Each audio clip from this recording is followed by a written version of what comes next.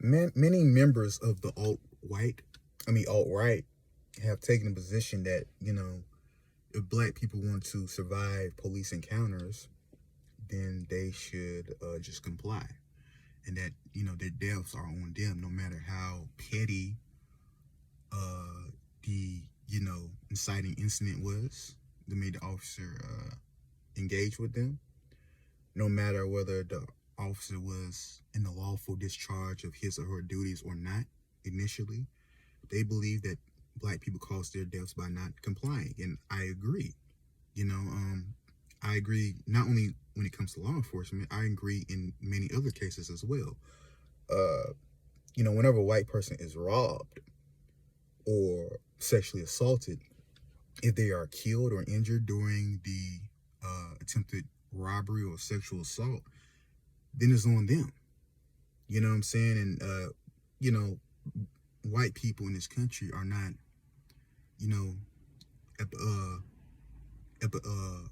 victimized by black people at epidemic proportions.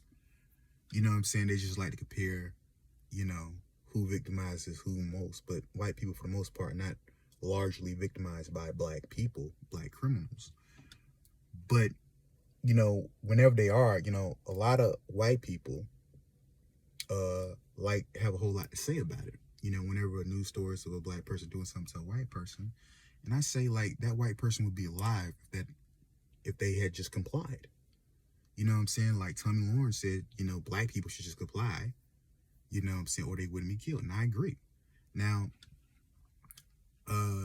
if Tommy Lawrence ever raped, and I don't see who would even want to have consensual sex with Tommy Lawrence, because she's mostly a thing for older white men, because, I don't know, she's not my cup of tea. She's not most people's cup of tea. But if Tommy Lawrence is ever raped and she's killed resisting the rape, I hope that the person who killed her is charged with manslaughter, because she should have complied.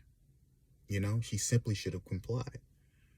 And if any of these people in my comments talking about, or black people, they resist, because they had a tail light out and they wouldn't get out of the car, so the officer had to shoot them 3 times in the head, multiple times in the head, because they wouldn't get out the car for the police officers to search the vehicle, things like that. I'm like, okay, I agree with you. But, if you're ever robbed, if your child's ever robbed or raped, you know what I'm saying, and they resist, whatever happens next is on them. If they're killed during the attempted robbery or sexual assault, that's on them. Period. You know what I'm saying? And I'm gonna maintain that. I'm gonna maintain the same energy in the long run. You know what I'm saying? Because if you can blatantly say that black people deserve to die for not complying with whatever, we can say the same about white individuals or individuals in general. We can say the same. That, whenever you want to bring up black crime or you got something to say about a black criminal doing this, that, and the third, well, that white person should have complied if it's a white victim. You know what I'm saying? Because I know we know that's what they mostly care about. You know what I'm saying? Or even if the officer's the victim, the officer should have complied. The officer shouldn't engage with that individual. Every time a cop is killed, I will say, well, the officer shouldn't engage with that individual. The officer should have left that individual alone. If that officer hadn't conducted that traffic stop, they'd be alive. That's the sentiment we need to maintain when it comes to, when we have the gun, when the shoe's on the other foot. That's the energy we need to maintain.